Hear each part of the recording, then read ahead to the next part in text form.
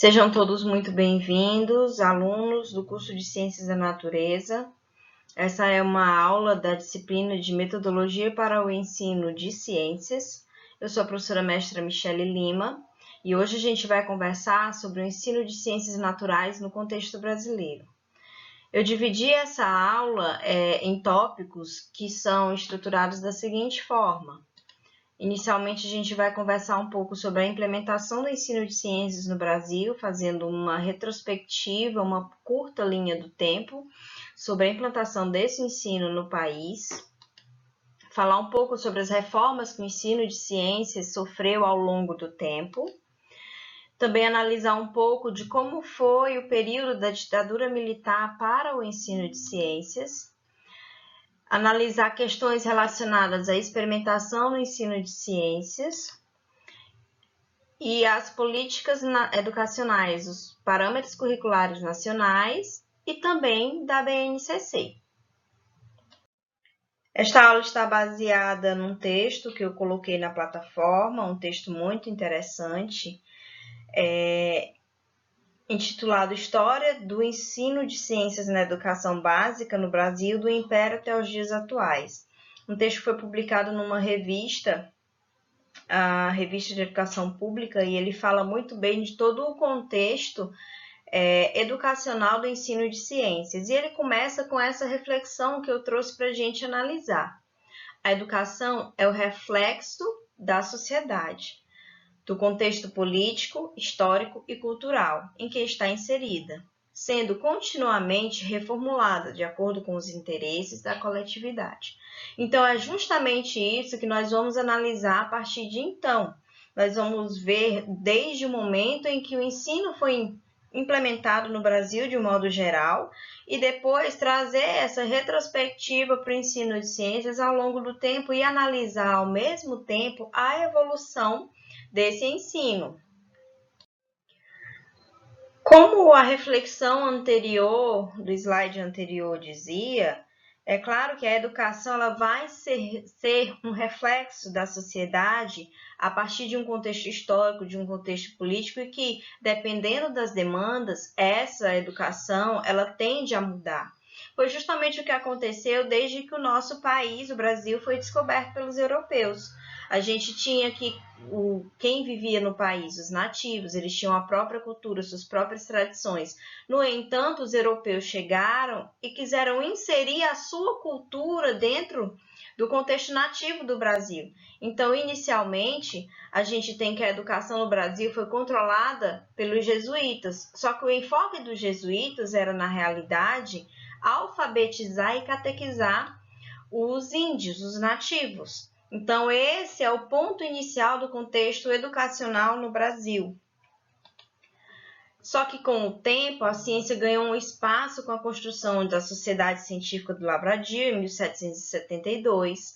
Também ganhou espaço com as exposições que foram realizadas no Museu Real, a partir de 1818, e esse museu, posteriormente, se transformou no Museu Nacional da Universidade Federal do Rio de Janeiro. Só que o que a gente pode observar nesse contexto? Nesse contexto, a gente observa que, embora o ensino tivesse ganhando um pouco mais de força, ele não era acessível a todos. É claro que essas exposições que aconteciam no Museu Real, elas eram muito importantes e traziam reflexões muito interessantes sobre o ensino, sobre a educação de um modo geral, só que eles eram restritos a um público muito específico. Então, com o tempo, a gente vai ver que o ensino de ciências foi ganhando força dentro do contexto educacional do país. Então, analisando o contexto educacional brasileiro, do que a gente viu até agora, do período colonial, o ensino de ciências ele se mostrou de forma muito sutil, né? Apenas com algumas exposições, algumas palestras que aconteciam para um público muito restrito, que tinha acesso ao Museu Nacional, e essas informações então ficaram muito delegadas a algumas pessoas, somente a algumas pessoas. Não havia uma consolidação ainda do ensino no país. Isso começou a acontecer muito tempo depois do período colonial. Então, a gente observa aqui que o conteúdo de ciências somente foi incluído no currículo do ensino secundário no ano de 1837. E ele foi colocado de uma forma muito sutil, ainda muito tímida, lá no Colégio Pedro II, um tradicional colégio no Rio de Janeiro, da Rede Federal de Ensino. E a partir do decreto de número 9.355 do ano de 1946, foi que foi instaurado o Instituto Brasileiro de Educação, Ciências e Cultura na Universidade de São Paulo. E qual era a função desse instituto para o ensino de ciências de um modo geral? Era trazer a informação científica mais atualizada possível, era tornar a informação científica da época mais atual, para que fosse possível instituir realmente o ensino de ciências de uma forma mais enraizada no contexto cultural e no contexto educacional.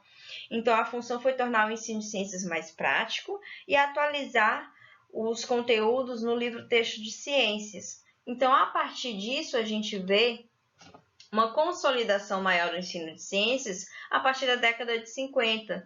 Só que, mesmo com o esforço dado pelo Instituto de Educação, Ciências e Cultura, mesmo com esse esforço, o material disponibilizado para os professores da época ainda era considerado defasado. E ainda tinha um grande problema. Os professores da época não tinham tido nenhum tipo de formação científica específica antes para que fosse possível que eles ensinassem esse conteúdo, uma vez que agora que as ciências estavam sendo consolidadas no ensino. Então, nesse contexto, as aulas de ciências eram meramente expositivas e fragmentadas. Embora na época já houvessem investimentos direcionados para a implementação do ensino de ciências, inicialmente ele se mostrou sutil, como eu falei para vocês, mas ele começou a ganhar força a partir de 1950 e principalmente após a implementação da Lei de Diretrizes e Bases da Educação, a Lei número 4.024 do ano de 1961. Por quê? Porque a partir dessa lei, as aulas de ciências passaram a ser ministradas de forma obrigatória nas duas últimas séries do que era considerado o antigo ginásio, que é o correspondente ao 8º e ao 9º ano do ensino fundamental que a gente tem hoje. Então, a partir da lei de 1961, com a obrigatoriedade do ensino de ciências, houve sim um grande investimento por conta do Instituto de Educação de Ciências e Cultura para trazer mais práticas, para trazer mais conteúdos atuais de ciências e trabalhar muito a questão da formação dos professores, para mudar um pouco essa questão do contexto meramente expositivo das aulas de ciências.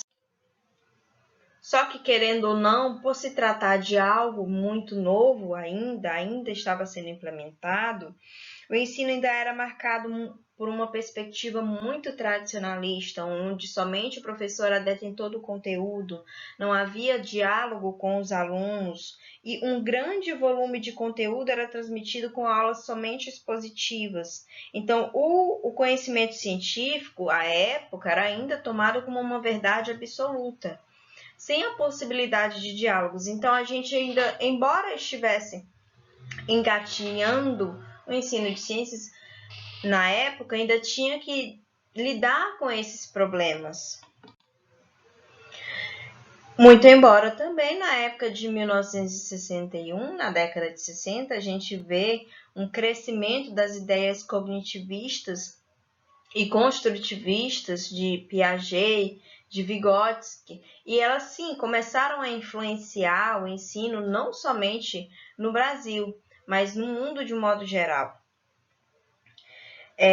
O que aconteceu no contexto histórico a partir de então, do nosso contexto histórico, contexto brasileiro, foi o período da ditadura militar.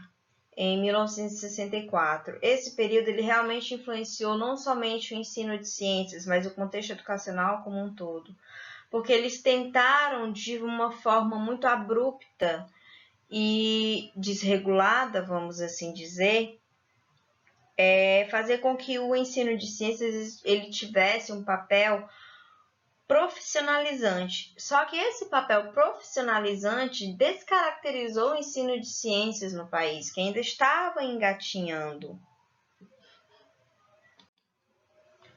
Foi até uma forma de tentar copiar o modelo estadunidense de formar cientistas.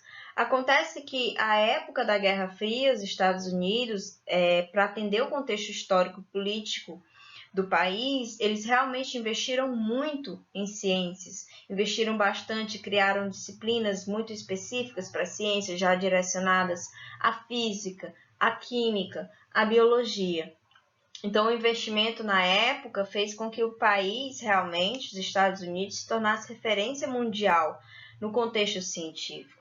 E de uma forma muito descaracterizada, o Brasil tentou, entre aspas, imitar a situação.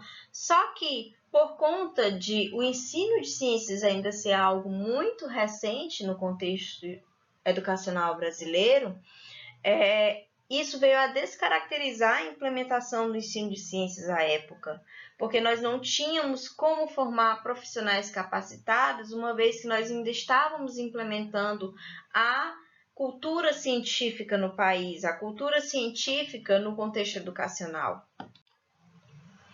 As grandes mudanças no ensino de ciências no país aconteceram realmente após o ano de 1971, quando uma reformulação na Lei de Diretrizes e Bases Educacionais aconteceu, em que passou a tornar obrigatório o ensino de ciências durante todo o ensino fundamental.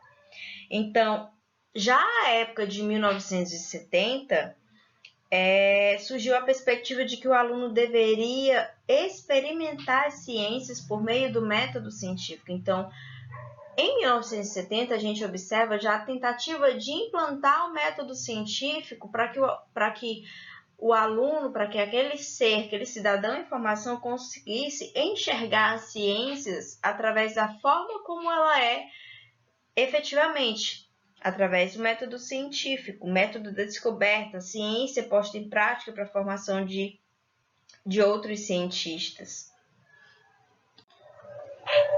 Na década de 70 também houveram muitas discussões e crises acerca da análise da questão ambiental, do desenvolvimento sustentável e do papel das ciências na sociedade. Então foi a partir daí que surgiram os primeiros debates sobre a inclusão das questões tecnológicas e sociais no currículo de ciências, com um enfoque sendo trazido para a sociedade, ciência, tecnologia e sociedade. Então, a partir daí, começou-se a analisar uma modificação dos currículos. Então, de 1970, da LDB de 1971 até o final da década de 80, vários projetos foram criados para o desenvolvimento de materiais didáticos que fossem adequados para o ensino de ciências, do desenvolvimento de aulas mais experimentais que fizessem com que o aluno realmente vivenciasse o processo científico para tentar se sentir cientista, comprovar a teoria através da prática. Só que somente com a Lei 9.394 do ano de 1996, a LDB, que a gente conhece como hoje, foi que foram realmente criados os parâmetros curriculares nacionais, em que nesses parâmetros, esses documentos instruíam que a escola tinha o papel de formar os alunos, formar cidadãos que fossem capazes de exercer plenamente os seus direitos e deveres na sociedade e que os conteúdos deveriam ser trabalhados de forma interdisciplinar.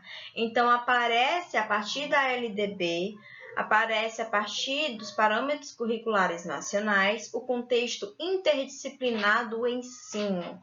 Então, o ensino de ciências não somente de ciências, mas como a gente está trabalhando diretamente com o ensino de ciências, ele passa a ter um contexto interdisciplinar, um contexto que dialoga com as outras disciplinas, de forma que venha a atingir o objetivo final, que é formar um cidadão que pudesse atuar de forma crítica e consciente na sociedade. A partir de então, ao longo dos anos, vários outros decretos, vários outros planos, eles vieram a complementar o que a Lei de Diretrizes e Bases da Educação trazia, como os parâmetros curriculares nacionais, que eu já mencionei, tanto para o ensino médio quanto para o ensino fundamental, o Plano Nacional de Educação, as diretrizes curriculares nacionais, as diretrizes e bases da educação. Então, tudo isso fez com que o contexto educacional do Brasil ele passasse por uma reformulação, mas uma reformulação que por muito tempo permaneceu como orientação básica do currículo escolar do país. No entanto, nos últimos anos foi observada uma necessidade muito grande de buscar fazer uma relação entre o ensino de ciências, a sociedade e a tecnologia. Mas por que isso? Porque, embora os parâmetros curriculares nacionais trouxessem a ideia, o incentivo interdisciplinar, isso ainda era colocado em prática de uma forma muito sutil, muito fragmentada. O aluno não conseguia entender o contexto social de aprender ciências. Por que aprender ciências? O que a gente mais costuma ouvir em sala de aula é: por que eu vou aprender isso se eu não tenho onde, quando e como aplicar? Então, a forma desvinculada que o ensino de ciências vinha sendo tratado no país, fez com que surgissem novos debates acerca de fazer com que isso fosse modificado. O currículo escolar também mudou. A quantidade de informações que a gente vem passando para os nossos alunos, seja de ensino fundamental, seja de ensino médio, ela vem sendo reduzida e ao longo desses anos, desde a LDB, desde os parâmetros curriculares nacionais, que esses debates acalorados trouxeram agora a formação de um novo documento, a elaboração de diferentes políticas educacionais, cuja mais recente é a Base Nacional Comum Curricular de 2018, a BNCC, e ela vai definir as aprendizagens que serão essenciais aos alunos para se desenvolver ao longo da educação básica. E essas aprendizagens que são essenciais são comuns, independente da região do país que você se encontre, né? E ela segue uma conformidade com a Lei de Diretrizes e Bases Educacional, a LDB, com o Plano Nacional de Educação, também tem conformidade com as diretrizes curriculares nacionais, e ele mostra a necessidade de promover ciências no ensino básico. Então, a partir de então, é que a gente vai analisar como ensinar ciências. Ensinar ciências não é fácil. E agora a gente tem um contexto diferente do que a gente tinha, do que nós éramos acostumados. Nós éramos acostumados desde 1996 a um currículo muito amplo. E muitas vezes o aluno se sentia desconectado daquele currículo, ele não conseguia se enxergar dentro daquele currículo. A Base Nacional Comum Curricular agora vem para enxugar o currículo e para que a gente possa trabalhar direcionado para a gente o ensino de ciências de uma forma que seja mais impregnada de significado para o aluno, para que ele compreenda por que ele tem que aprender aquele determinado conteúdo, porque em algum momento da vida dele ele tem que aplicar aquilo num contexto social. Ele tem que entender que a tecnologia vai interferir no desenvolvimento social, no desenvolvimento ambiental, no desenvolvimento crítico daquele cidadão. Então, é agregar o conteúdo tecnológico, científico, para que seja possível aplicar num contexto social. A partir de então, a gente tem que começar a trabalhar a valorização do profissional, a valorização do professor, o incentivo à formação continuada, a valorização do professor de forma que seja possível que ele venha a desenvolver o seu papel da melhor forma possível. Mas como? Se na maioria das vezes o professor tem uma carga horária excessiva, várias atribuições, escassez de recurso didático, sofre bastante com o desinteresse dos alunos, dos gestores que vêm a engessar atividades, que criticam algumas atividades que acontecem, que tenham um caráter um pouco mais diferente do tradicionalismo que a gente ainda hoje está acostumado. Né? Então, a BNCC ela vem trazendo uma mudança em todo esse contexto, né? Buscando, na realidade, formas de incentivar uma modificação na atuação do professor e uma modificação na atuação do aluno no processo ensino-aprendizagem.